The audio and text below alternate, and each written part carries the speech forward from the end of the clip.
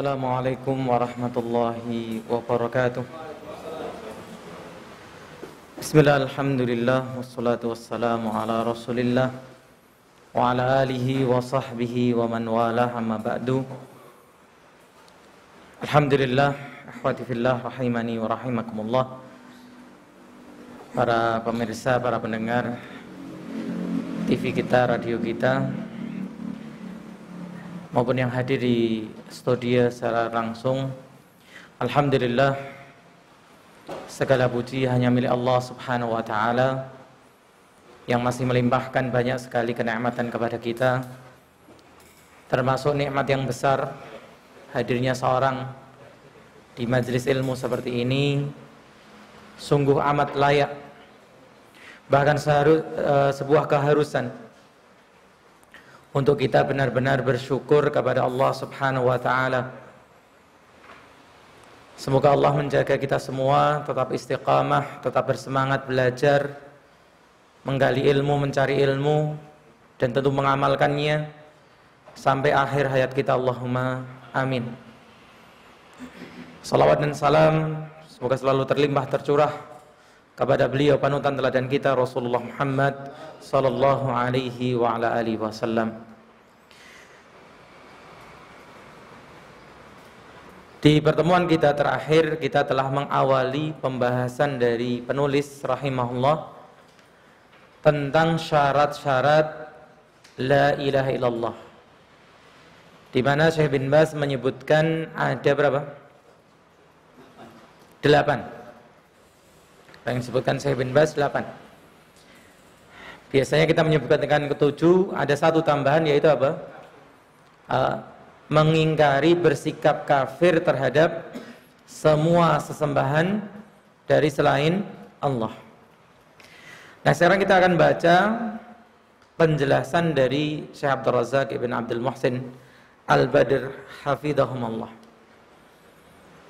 Beliau mengatakan, Syekh rahimahullah berkata, ini maksudnya penulis Syekh bin Baz, tentang syarat la ilaha illallah adalah, lalu beliau menyebutkan yang berjumlah 8 syarat. Jika ada yang berkata, kata Syekh Abdul Razak hafidhahullah, dari mana Anda mendatangkan syarat-syarat ini? Ini mungkin pertanyaan yang akan muncul ketika kita coba menjelaskan perkara ini kepada orang lain. Karena pembahasan seperti ini mungkin asing di tengah masyarakat Indonesia.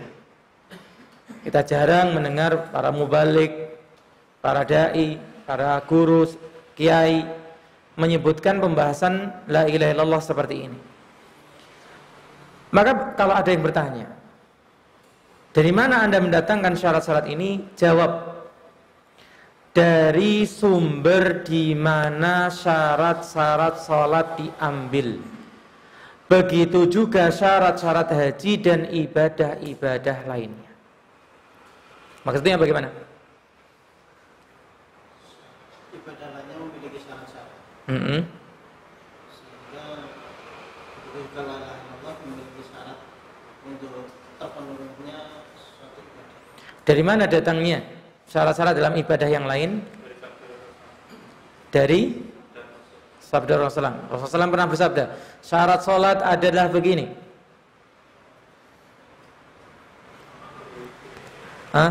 Syarat ya wudu adalah begitu. Iya, pernah. Ada nggak hadisnya? Terus dari mana? Inilah yang dimaui oleh Syekh, begitu ya. Sebagaimana kita nggak pernah protes. Ini syarat wudu, ini syarat salat, ini syarat puasa, ini syarat haji. Padahal Rasulullah nggak pernah menyebutkan. Allah tidak pernah menyebutkan dalam firman-Nya. Itu adalah hasil kesimpulan para ulama. Dengan definisi-definisi yang telah mereka punyai. Oh, maksudnya syarat apa? Maksudnya rukun apa? Maka kemudian apa? Disimpulkan dari dalil-dalil yang ada. Oh, ini tempatnya pada syarat. Karena umumnya syarat itu apa? Ada sebelum sebuah amal dilaksanakan. Kemudian rukun itu bersamaan dengan amalan. Maka kemudian apa? Mereka mendapati tadi, oh ini adalah bagian syarat ibadah ini. Oh ini bagian dari rukunnya.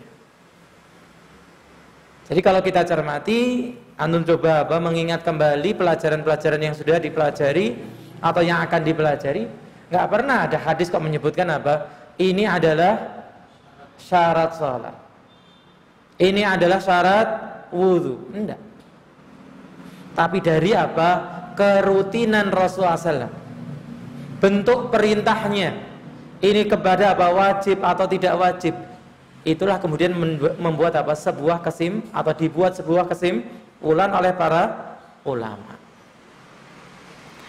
Maka kalau ada yang bertanya dari mana kita mendatangkan syarat la ilaha illallah, ya sama dari sumber Al-Quran dan Al-Hadis, disimpulkan oleh para ulama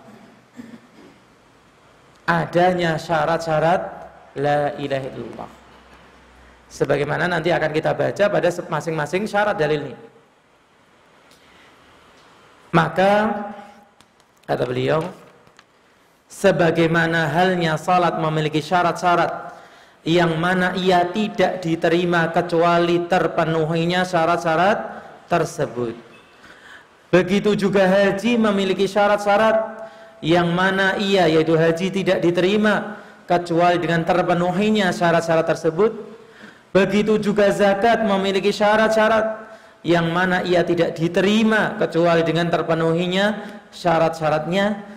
Dan begitu seterusnya ketaatan-ketaatan yang lain tidak diterima kecuali dengan terpenuhi syarat-syaratnya. Begitu pula la ilaha illallah tidak diterima dari orang yang mengucapkannya kecuali dengan terpenuhinya syarat-syaratnya. Dan saya tegaskan kembali, maksud diterima di sini di mana? Di akhirat, untuk urusan pahala atau tidaknya. Sedangkan untuk urusan dunia, orang kalau ke KUA mau apa? Loh, antum taunya KUA ijab qabul toh ya. Untuk masuk Islam. Seperti pertanyaan sebelumnya. Ada yang sempat tanya di sini kalau nggak salah. Antum ya? Ya. Maka mengislamkan sebenarnya ya nggak perlu apa? Dicatatkan. Langsung siapapun di antara kita apa bisa menjadi saksi orang masuk Islam. Tapi sebagai bentuk administrasi kenegaraan, ya harus melalui apa? KUA.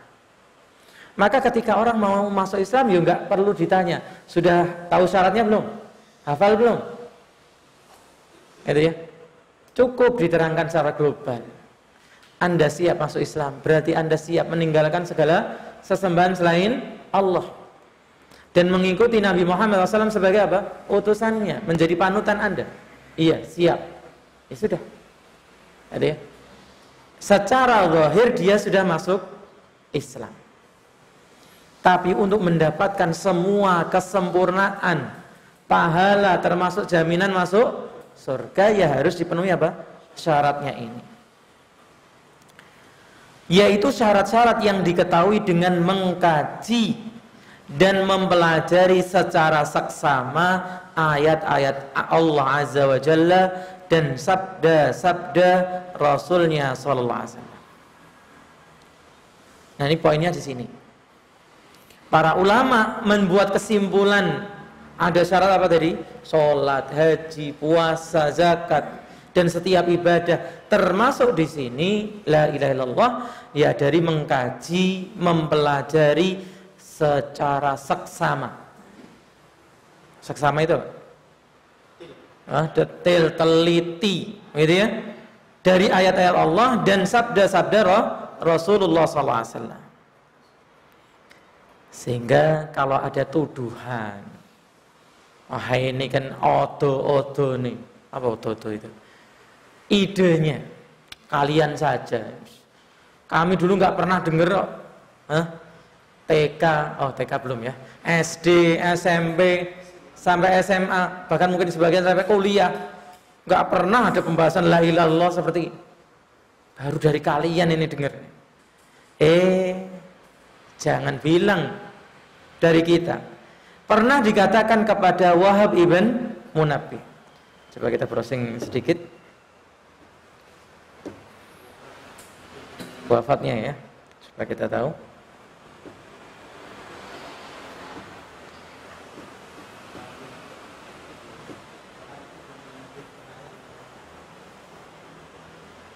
Tahun berapa lahir?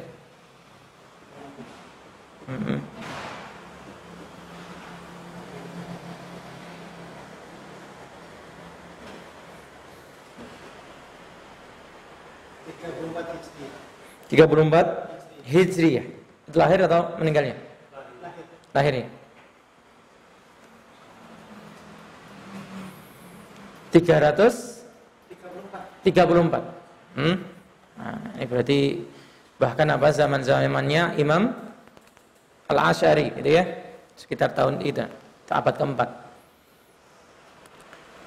Jadi bukan hari ini saja, sudah sedari dulu. Ketika Al-Imam Wahab ibn Munabbih ditanya tentang apa itu hadis, apa hadisnya? Man kana akhiru kalamihi la ilaha illallah dakhalal jannah.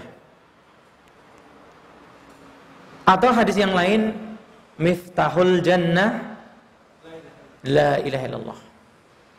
Ini yang kedua yang sering kita dengar ya. Bahwa barang siapa yang akhir ucapannya di dunia ini adalah la ilaha illallah, dipastikan dijamin masuk surga. Atau yang kedua tadi apa? Miftahul jannah la ilaha illallah, gitu ya. Nah, ditanyakan kepada Al-Imam Wahab ibn Munabbih, bukanlah la ilaha illallah itu adalah kunci masuk surga. Beliau pun menjawab benar, sebagaimana dalil-dalil tadi. Tapi kemudian beliau mengingatkan, akan tetapi setiap kunci itu memiliki apa? Gigi atau memiliki gerigi. Antum jangan mengeluarkan kunci tanpa gerigi ya.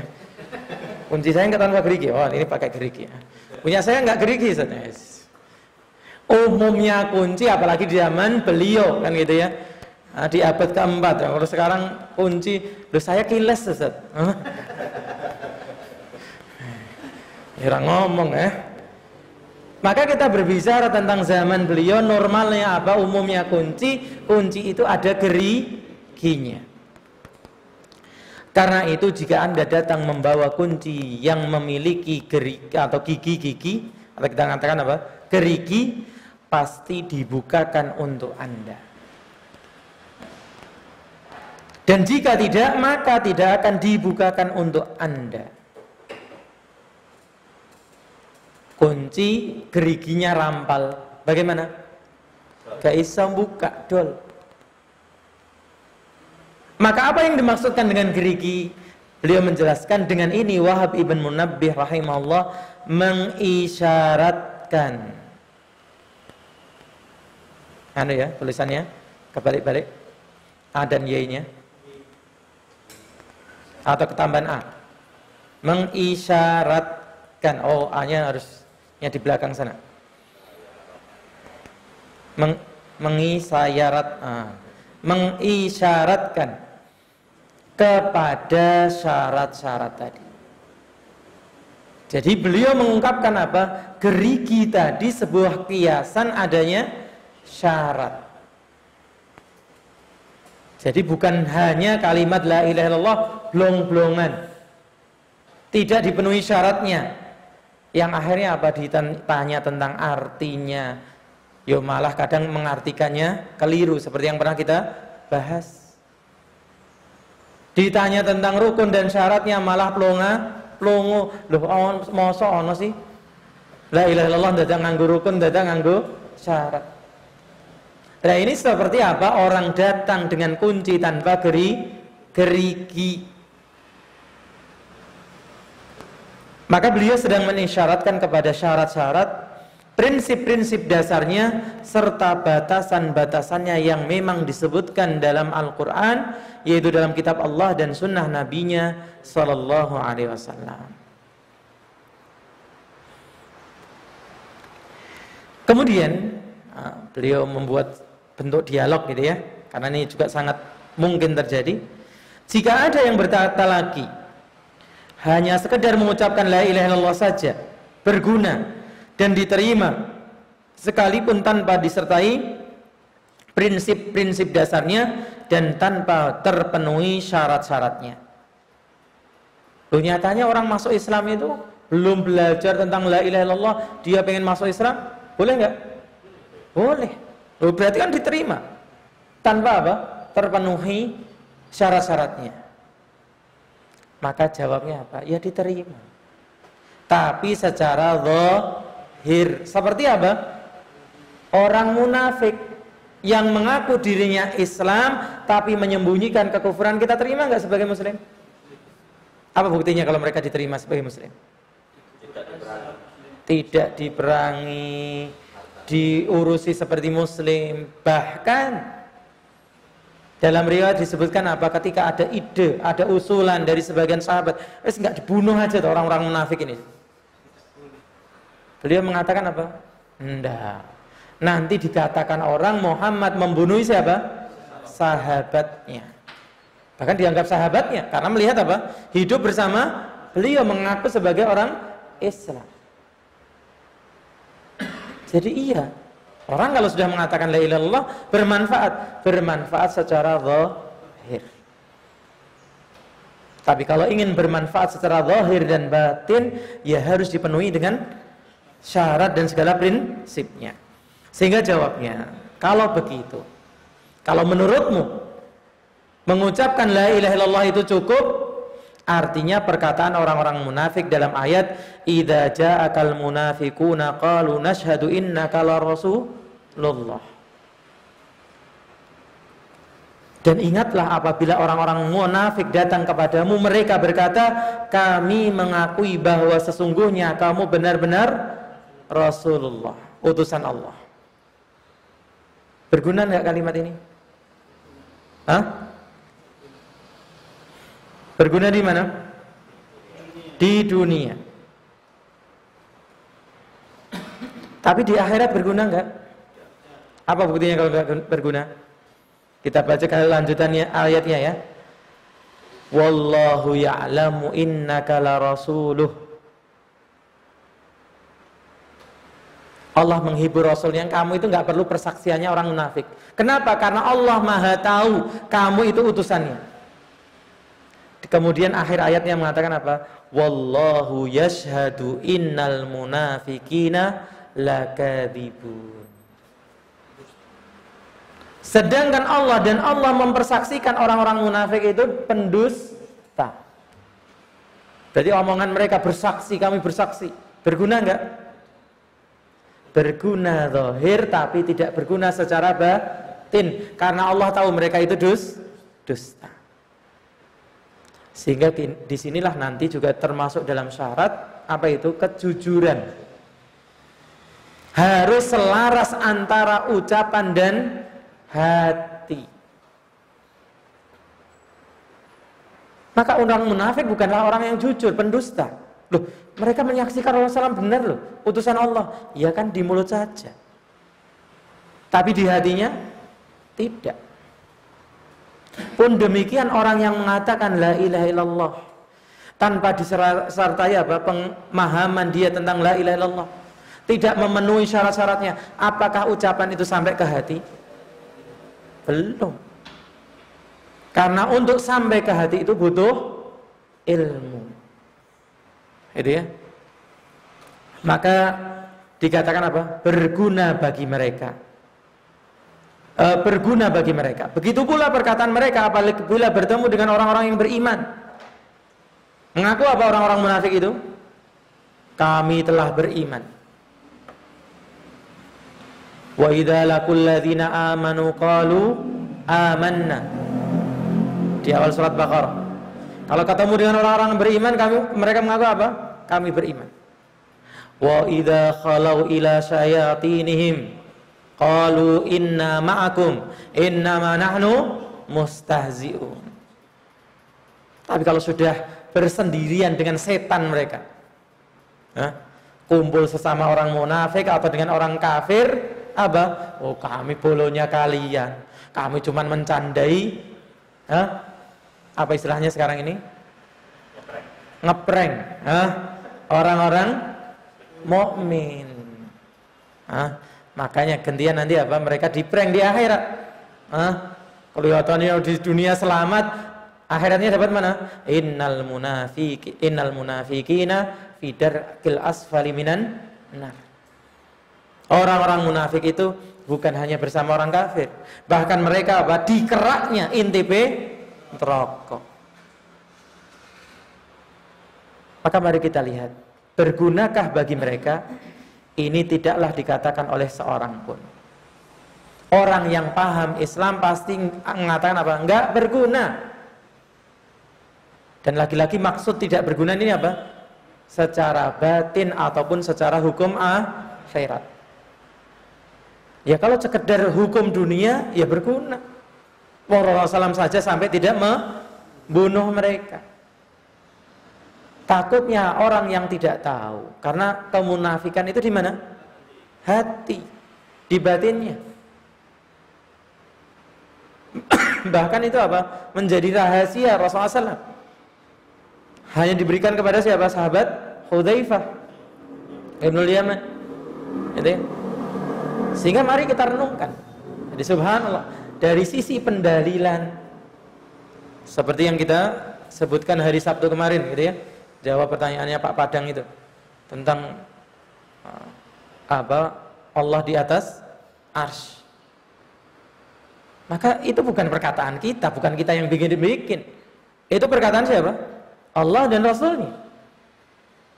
Demikian pula syarat-syarat ini bukan kita kemudian bikin-bikin, enggak. Tapi para ulama dengan apa? Penelitian mereka membuat sebuah kesimpulan. Apalagi kemudian kita mempunyai apa? Sebuah analogi, sebuah kiasan. Lah kalau ngomong tok itu cukup, orang munafik semuanya sudah semuanya akan masuk surga. Maksudnya ngomong tok. Tapi ngomong itu harus disertai dengan keyakinan, harus selaras antara ucapan keyakinan terlebih apa? Perbuatan. Pembuktiannya dengan apa? Amalan. Maka kalimat la ilaha illallah tidak diterima dari seorang yang mengucapkannya hanya sekedar mengucapkannya. Akan tetapi harus memenuhi syarat-syaratnya dan segala ketentuannya, yang semua itu di mana? Dari mana sumbernya? Yang diambil dari Al-Qur'an dan As-Sunnah. Terdapat riwayat dari Al-Imam Hasan Al-Basri, seorang tabi'in, bahwasannya pernah dikatakan kepadanya, sesungguhnya orang-orang berkata, siapa yang mengucapkan la ilaha illallah dia masuk surga. Maka beliau pun menjawab, siapa yang mengucapkan la ilaha illallah dan memenuhi hak-haknya dan tuntunan-tuntunan wajibnya, maka dialah yang masuk surga. Jadi kaitannya dengan hukum mana? Hukum akhirat. Ya harus dipenuhi konsekuensinya. Seperti mungkin dalam sebagian kesempatan orang mengucapkan la ilaha illallah itu sedang apa? Sedang bersaksi. Asyhadu, nasyhadu. Saya bersaksi, kami bersaksi. La ilaha illallah atau annahu la ilaha illallah. Bahwasanya tidak ada yang berhak disembah dengan benar kecuali Allah. Lah orang diterima persaksiannya kalau persaksian itu apa? Jujur. Nah, untuk membangun kejujuran apa? butuh 8 syarat, butuh 2 rukun. Itu untuk membangun apa? Kejujuran. Sebagaimana orang menjadi saksi di pengadilan, dia harus jujur sesuai dengan apa? Fakta. Misalnya diklarifikasi sama si hakim. Apa? Anda ada di lokasi? Iya. Jam berapa Anda di lokasi? Kejadian jam 10 pagi. Dia di lokasi jam 3 sore. Layak nggak jadi saksi? Nggak layak. Maka dalam persaksian urusan dunia pun itu harus ada apa? Syarat-syarat yang dipenuhi. Apalagi kalau ini persaksian selamatnya kita dari neraka dan masuknya kita ke dalam tempat yang paling nikmat, yaitu surga. Terus apa tadi bahasanya? Blong-blongan itu ya, ngomong tok terus mlebu surga. Ya, coba renungkan, mungkin nggak seperti itu? Maka tentunya tidak mungkin. Nah, yang kita kembalikan tadi apa? Ya orang munafik pun ya akan bisa dengan mudah masuk surga. Kemudian beliau kembali kepada perkataan penulis Syekh Ibn Baz rahimahullah berkata tentang syarat la ilaha illallah adalah apa yang pertama? Syarat pertama berilmu yang menafikan kejahilan. Nah, dan ini indikator lain tentang ilmu. Kalau semalam kita mempelajari indikator ilmu, apa itu indikatornya? Siapa yang hadir semalam? Iya, innamal ilmu khasyah. Sesungguhnya ilmu yang bermanfaat, ilmu yang sebenarnya itu apa? Yang menumbuhkan rasa takut. Jadi kita bisa mengukur kualitas ilmu kita dari kualitas apa? Rasa takut kita kepada Allah. Indikator yang lain yang disebutkan di sini, berilmu yang menafikan kejahilan. Orang kalau berilmu itu berarti kebodohannya hilang. Kita dulu ketika lahir ditanya 1 tambah 1 bisa nggak? Hah? Hebat itu ya kalau ada yang bisa. Padahal ilmu yang sangat gampang. Tapi kemudian kapan kebodohan itu hilang? Ya ketika kita belajar, punya ilmu tentang 1 tambah 1 sama dengan bergantung gitu ya. Ada yang 11 ya. Ini apa yang ditambahkan ya? Nah, maka subhanallah, itu ilustrasi sederhananya. Tentu apa pada setiap yang sudah kita pelajari. Sudah belajar sekarang tentang la ilaha illallah. Apa rukunnya? Kalau sudah mengilmui berarti apa? Hilang kebodohan tentang rukun itu. Tentang maknanya, kalau sudah mengilmui berarti hilang kebodohan tentang apa? Makna la ilaha illallah. Termasuk di sini semuanya. Yakni apa yang dimaksudkan berilmu tentang la ilaha illallah? Berilmu dan mengetahui maknanya. Jadi makna apa? La ilaha illallah. Baik dari segi menafikan. Menafikan ini bagian dari apa? Rukun. Yaitu segala sesuatu yang dituhankan, yang disembah selain Allah. Jadi itu ilmunya tentang la ilaha illallah, kita harus tahu tentang rukunnya. Bahwa kita harus menafikan semua yang dipertuhankan, semua yang disembah selain Allah. Yang kedua apa? Itu kurungnya tutup, belum ada itu. Antum tambahkan segala sesuatu yang dituhankan selain Allah, kurung tutup. Karena katanya kalau nggak dikurung tutup apa? Lepas, melayu. Dan menetapkan. Yang kedua adalah apa?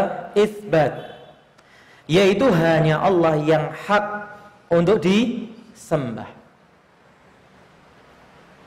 Nah, orang kalau sudah paham itu berarti sudah mulai punya ilmu tentang la ilaha illallahnya. Bahwa di situ ada 2 rukun yang harus dipenuhi, yaitu an-nafyu wal itsbat. juga berilmu tentang hakikat makna yang ditunjukkan olehnya. Apa makna iltizam?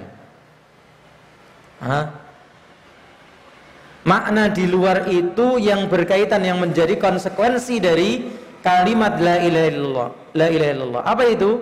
Mentauhidkan Allah Azza wa Jalla dan mengesahkannya dengan atau dalam ibadah. Itu bisa dengan, maksudnya apa?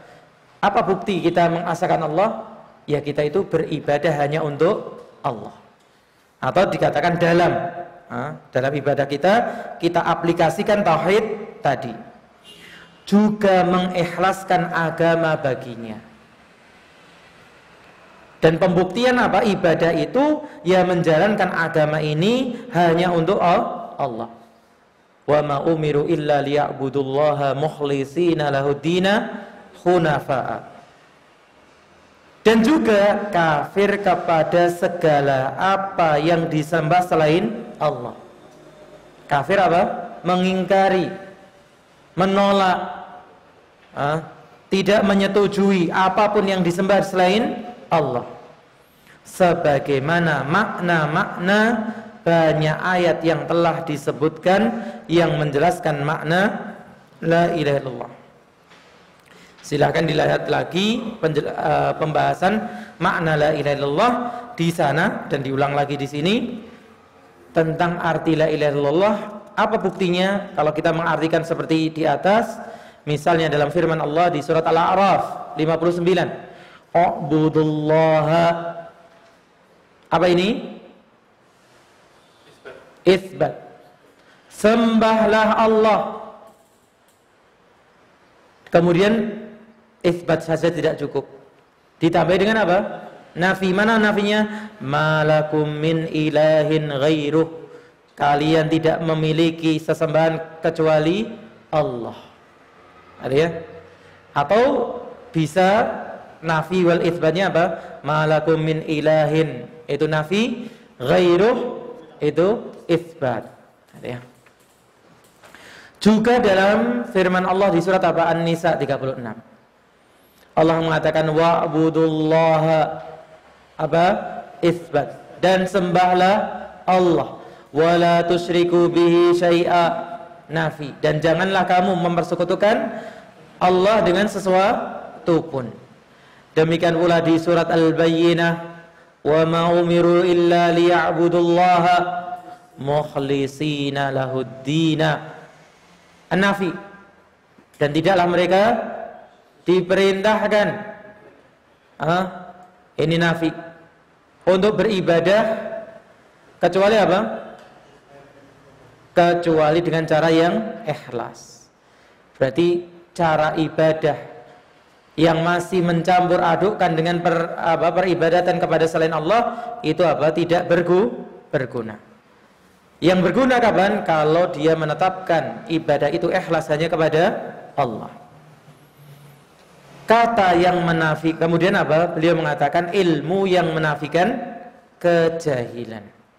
Jadi yang ditebali ini perkataan Syekh bin Baz, kemudian yang lainnya perkataan Syekh Abdur Razak. Yakni ilmu yang sahih dan pemahaman yang lurus terkait kalimat syahadat ini, yang dengan itu seseorang keluar dari jalan kejahilan orang-orang jahil.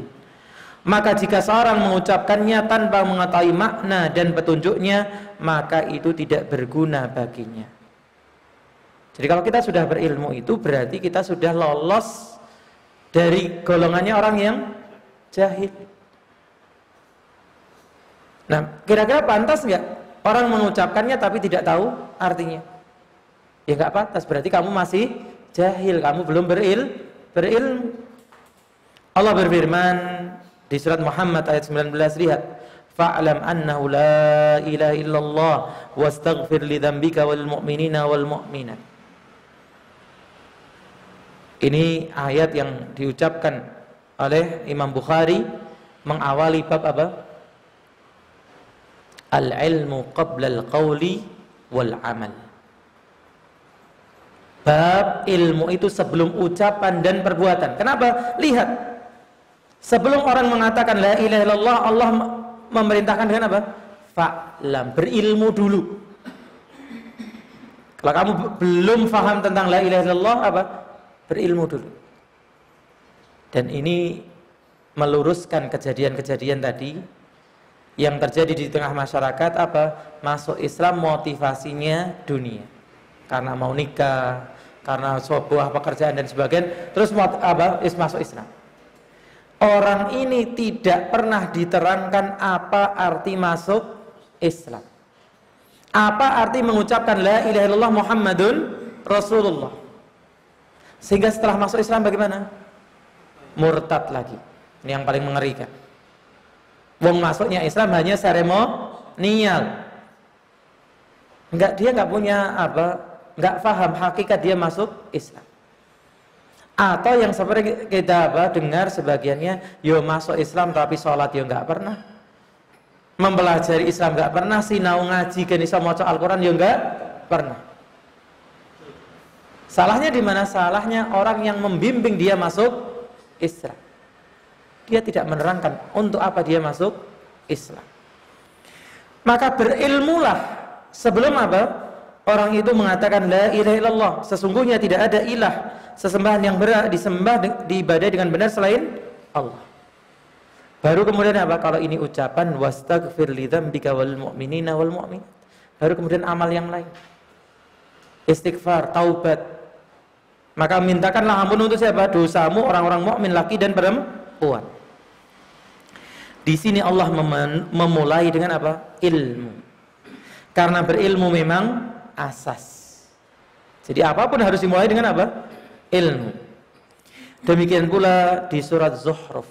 Ini dalil-dalil bahwa syaratnya la ilaha illallah adalah ilmu. Tadi Surat Muhammad 19.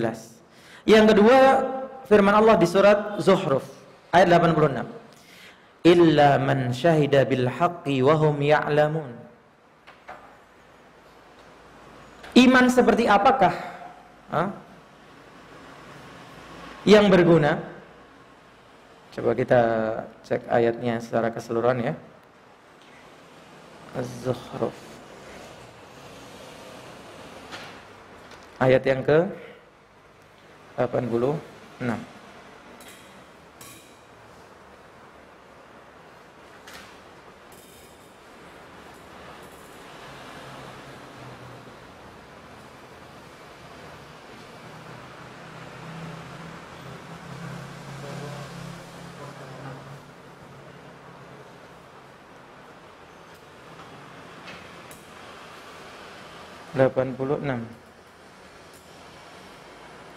Dikatakan wala yamlikul ladzina yad'una min dunihi syafa'ata, dan tidak berkuasa mereka yang diseru dari selain Allah itu untuk memberikan pertolongan. Illa man syahida bil haqqi wa hum ya'lamun. Jadi orang-orang yang mensekutukan Allah itu enggak ada gunanya mereka cari pertolongan. Siapa yang mendapatkan kebaikan, kegunaan? Orang yang mengakui yang hak. Apa itu yang hak? Tauhid. Apa yang hak? La ilaha illallah, dan mereka ya'lamun. Ini saya terjemahkan letterlux dulu. Dan mereka mengetahui, memahami tentang apa yang diucapkan. Sehingga arti ini sebenarnya kurang tepat gitu ya. Meyakini. Nah, meyakini ini sebagai konsekuensinya. Dan itu merupakan syarat yang kedua nanti yakin. Nah, di mana meyakini itu buah dari berilmu, yakin. Para ulama tafsir berkata, illa man syahida bil haq. Apa kata para ulama tafsir? Orang-orang yang memberi syafaat ialah orang-orang yang mengakui yang hak, yaitu tauhid, yakni dengan la ilaha illallah, wa hum ya'lamun, dan mereka mengetahui, yaitu meyakininya. Yakni mereka berilmu atau mengetahui apa yang mereka persaksikan. Jadi orang berimanlah yang nanti di akhirat itu bisa memberikan syafaat. Kapan dikatakan dia berhak memberikan syafaat? Kalau bersaksi la ilaha illallah dengan disasari ilmu. Itu maksud dari ayat ini. Demikian pula terdapat hadis dalam Sahih Muslim. Jadi insyaallah tidak diragukan apa kesahihannya. Dari Nabi kita SAW bahwasannya beliau bersabda. Kalau tadi saya mengucapkan apa? Man kana akhiru kalami la ilaha illallah dakhalal jannah. Maka itu perlu diperinci. Apa rinciannya hadis ini? Man mata, barang siapa yang meninggal dunia, wa huwa ya'lamu alla ilaha illallah, dalam keadaan berilmu mengetahui makna la ilaha illallah, tidak mengucapkan saja, tapi ucapan yang dia fahami maksud dari ucapan tersebut, barulah dijamin dakhalal jannah, niscaya dia masuk surga. Artinya Nabi SAW mensyaratkan adanya ilmu, tidak sekedar ucapan. Alhamdulillah, telah satu syarat kita ambil. Semoga ini menjadi ilmu yang menghilangkan kejahilan. Oke, ada pertanyaan?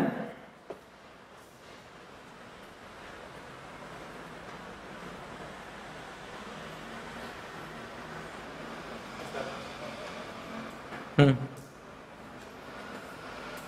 ada orang yang masuk Islam karena nikah. Setelah itu tidak sholat, tidak berpuasa dan berpesan pada sang istri. Nanti kalau mati dikebumikan secara nasab, apakah kita sudah benar mengucapkan bahwa dia murtad ketika meninggal? Nanti juga ada sakit, apakah kita boleh berucap seperti itu? Orang menikah, orang masuk Islam karena menikah. Selama hidupnya tidak pernah sholat dan puasa. Ketika akan meninggal, dia berpesan agar dimakamkan secara agama asalnya, Nasrani. Apakah boleh kita mengatakan dia telah murtad? Wallahu a'lam. Jadi secara zahir dia menginginkan dia meninggal diperlakukan secara agama lain. Ini salah satu bentuk kemurtadan. Wallahu a'lam.